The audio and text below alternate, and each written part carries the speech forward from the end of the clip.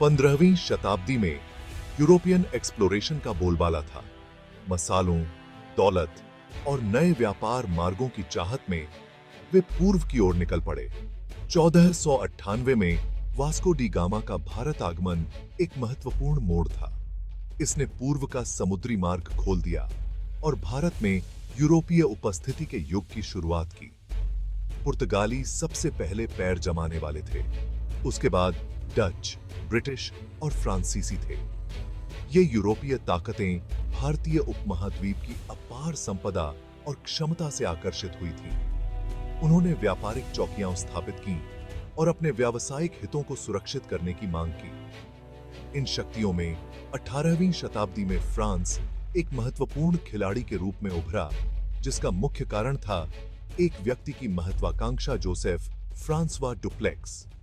यूरोपियों का आगमन, जबकि शुरू में व्यापार पर केंद्रित था, दूरगामी परिणाम थे। इसने अंततः ब्रिटिश औपनिवेशिक शासन के तहत भारत को अपने अधीन कर लिया, जिसने आने वाली सदियों तक उपमहाद्वीप के भाग्य को आकार दिया। 1697 में जन्मे जोसेफ फ्रांसवा डुप्लेक्स साहसिक कार्य और साजिशों से भरे जीवन के लिए किस्मत में थे। उनके पिता एक धनी tax farmer French east India company के भीतर महत्वपूर्ण प्रभाव रखते थे। इसी कनेक्शन ने युवा डुप्लेक्स को दूर देशों और विदेशी धन की कहानियों से रूबरू कराया। मैंने 18 साल की उम्र में 1715 में भारत के लिए अपनी पहली यात्रा शुरू की। मैंने व्यापार की पेचीदगियों को जल्दी से समझ लिया और एक गहरी व्यावसायिक कुशाग्रता प्रदर्शित की। डुप्लेक्स के शुरुआती अनुभवों ने फ्रेंच ईस्ट इंडिया कंपनी के भीतर शक्ति और प्रभाव की इच्छा को जगाया। डुप्लेक्स की महत्वाकांक्षा और दृढ़ संकल्प ने उन्हें रैंकों के माध्यम से आगे बढ़ाया। उन्होंने खुद को एक चतुर व्यापारी और एक सक्षम प्रशासक साबित किया। हालांकि उनका भाग्य केवल वाणिज्य की सीमाओं से परे था। वो काम के पाबाक अदीपा कई था। डुप्लेक्स की प्रतिभा और महत्वाकांक्षा किसी से छिपी नहीं थी। उनकी लगन और व्यावसायिक कौशल ने उनके वरिष्ठों को प्रभावित किया। 1731 में उन्हें चंद्रनगर में फ्रांसीसी फैक्ट्री के अधीक्षक के रूप में नियुक्त किया गया था। कलकत्ता के पास एक हलचल भरा व्यापारिक पोस्ट चंद्रनगर डुप्लेक्स का साबित करने वाला मैदान बन गया। यहाँ उन्होंने असाधारण प्रशासनिक कौशल का प्रदर्शन किया। उन्होंने फ्रांसीसी बस्ती का विस्तार किया और स्थानीय शासकों के साथ मजबूत संबंध बनाए। चंद्रनगर में डुप्लेक्स की सफलता ने उनकी सबसे बड़ी नियुक्ति का मार्ग प्रशस्त किया। 1742 में उन्हें पांडिचेरी का गवर्नर जनरल नियुक्त किया गया, जो भारत में सबसे महत्वपूर्ण फ्रांसीसी बस्ती थी। इसने उनके जीवन और फ्रांसीसी भारत के इतिहास में एक महत्वपूर्ण मोड़ ला दिया। पांडिचेरी के गवर्नर जनरल के रूप में डुप्लेक्स के कार्यकाल ने भारत में फ्रांसीसी प्रभाव के चरम को चिह्नित किया। उन्होंने पूर्व में फ्रांस के लिए एक भव्य भविष्य की कल्पना की, जो केवल व्यापार से परे था, ब्रिटिश प्रभुत्व को चुनौती देने के लिए फ्रांस को राजनीतिक प्रभाव स्थापित करने की आवश्यकता थी। मैंने स्थानीय राजनीति में सक्रिय रूप से भाग लिया, भारतीय शासकों के साथ गठबंधन बनाया और उत्तराधिकार विवादों में हस्तक्षेप किया। उनका सबसे महत्वपूर्ण हस्तक्षेप कर्नाटक युद्धों के दौरान आया, जो संघर्षों की एक श्रृंखला थी, जिसने 18वीं शताब्दी के मध्य में दक्षिणी भारत को अपनी चपेट में ले लिया था। यहीं पर डुप्लेक्स के कूटनीतिक कौशल और सैन्य महत्वाकांक्षाएं सामने आईं।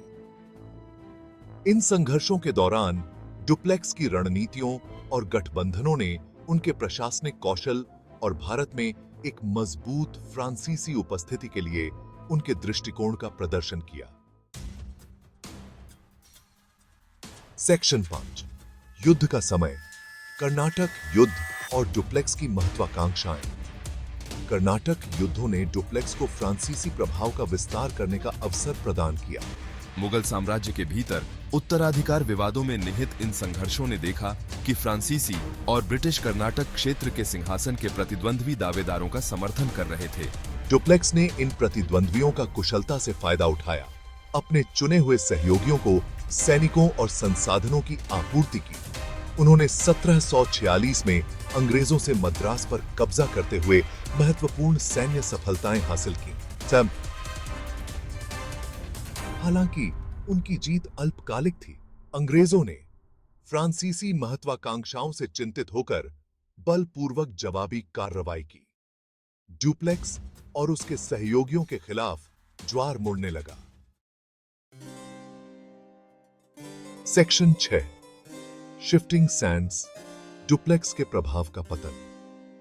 शुरुआती सफलताओं के बावजूद डुप्लेक्स की महत्वाकांक्षी योजनाओं को बढ़ती चुनौतियों का सामना करना पड़ा। फ्रांसीसी प्रभाव को रोकने के लिए दृढ़ संकल्पित अंग्रेजों ने संघर्ष में संसाधन डाल दिए। 1748 में एक्सला चैपल की संधि, जिसने यूरोप में ऑस्ट्रियाई उत्तराधिकार के युद्ध को समाप्त कर दिया, ने भी भारत में स्थिति को प्रभावित किया। संधि ने मद्रास को अंग्रेजों को वापस करने के लिए मजबूर किया। यह डुप्लेक्स की प्रतिष्ठा के लिए एक झटका था और फ्रांसीसी ईस्ट इंडिया कंपनी के भीतर उनकी स्थिति को कमजोर करता था। उनकी आक्रामक विस्तारवादी नीतियां, जिन्होंने शुरू में समर्थन हासिल किया था, अब आलोचना का शिकार हुईं। कंपनी के भीतर उनके प्रतिद्वंद्वियों, उनकी सफलता से ईर्ष्या करने वाले और उनके खर्चों की आलोचना करने वाले ने उन्हें कमजोर करने के अवसर को जब्त कर लिया। डुप्लेक्स के गौरव के दिन गिने जा रहे थे। Section 7 recalled to France, Dupleix का पतन। ज्वार निर्णायक रूप से डुप्लेक्स के खिलाफ हो गया था। उनके सैन्य अभियान महंगे हो गए थे और उनके राजनीतिक युद्धाभ्यास ने फ्रांस में प्रमुख हस्तियों को अलग थलग कर दिया था। वित्तीय तनाव और राजनीतिक दबाव का सामना कर रही फ्रांसीसी ईस्ट इंडिया कंपनी ने अपने नुकसान को कम करने का फैसला किया। 1754 में डुप्लेक्स को फ्रांस वापस बुला लिया गया। उनके खिताब छीन लिए गए और आलोचना और कुप्रबंधन के आरोपों के एक बौछार के खिलाफ अपने कार्यों का बचाव करने के लिए छोड़ दिया गया। गौरव से डुप्लेक्स का पतन उतना ही तेज था जितना कि सत्ता में उनका उदय। एक समय के प्रसिद्ध गवर्नर जनरल फ्रांस लौट आए। एक बदनाम व्यक्ति के रूप में भारत में एक फ्रांसीसी साम्राज्य के उनके सपने राजनीतिक साजिश और बदलते भाग्य की चट्टानों पर टूट गए। सेक्शन 8 एक विरासत विवादों से घिरी हुई, डुप्लेक्स के प्रभाव का आकलन। डुप्लेक्स की विरासत बहस का विषय बनी हुई है। आलोचकों का तर्क है कि उनकी आक्रामक नीतियों और सैन्य हस्तक्षेपों ने अंततः उल्टा असर डाला, जिससे फ्रांस को भारी कीमत चुकानी पड़ी और ब्रिटिश प्रभुत्व का मार्ग प्रशस्त हुआ। हालांकि अन्य लोग उन्हें एक दूरदर्शी नेता के रूप में पहचानते हैं, जिन्होंने आर्थिक हितों को सुरक्षित करने में राजनीतिक शक्ति के महत्व को समझा। उन्होंने भारत में यूरोपीय उपनिवेशवाद के लिए एक नए दृष्टिकोण का बीड़ा उठाया, जो केवल व्यापार से परे था और प्रत्यक्ष राजनीतिक नियंत्रण स्थापित करना चाहता था। डुप्लेक्स के कार्य, हालांकि अंततः असफल रहे, का भारतीय इतिहास के पाठ्यक्रम पर गहरा प्रभाव पड़ा। उन्होंने यूरोपीय शक्तियों के लिए स्थानीय राजनीति में हेरफेर करने और अपने उद्देश्यों को प्राप्त करने के लिए गठबंधन बनाने की क्षमता का प्रदर्शन किया।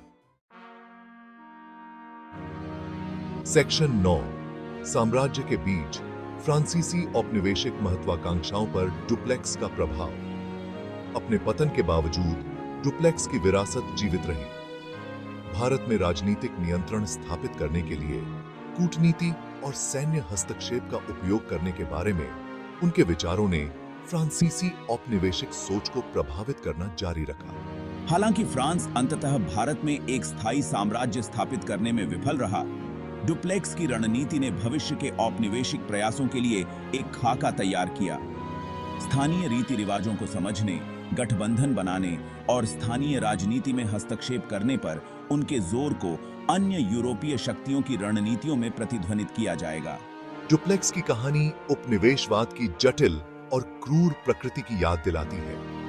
यह उन महत्वाकांक्षाओं, साजिशों और शक्ति संघर्षों पर प्रकाश डालता है जिन्होंने इतिहास के पाठ्यक्रम को आकार दिया। सेक्शन 10 निष्कर्ष। भारतीय इतिहास में एक जटिल व्यक्ति, जोसेफ फ्रांसवा डुप्लेक्स भारतीय इतिहास के इतिहास में एक जटिल और विवादास्पद व्यक्ति बने हुए हैं। वह महान महत्वाकांक्षा, दृष्टि और क्रूरता के व्यक्ति थे जो पूर्व में फ्रांसीसी प्रभुत्व हासिल करने की इच्छा से प्रेरित थे। जबकि भारत में एक फ्रांसीसी साम्राज्य का उनका अंतिम लक्ष्य अवास्तविक रहा। उपमहाद्वीप पर उनका प्रभाव निर्विवाद था। उन्होंने फ्रांसीसी ईस्ट इंडिया कंपनी को एक व्यापारिक उद्यम से एक शक्तिशाली राजनीतिक ताकत में बदल दिया। ये हालांकि उनकी विरासत विवादों और अंतिम विफलता से कलंकित है, डुप्लेक्स की कहानी भारत में यूरोपीय उपनिवेशवाद की जटिल गतिकी की एक झलक पेश करती है। वह उस महत्वाकांक्षा, साजिश और क्रूरता की याद दिलाता है जिसने इस युग की विशेषता बताई थी।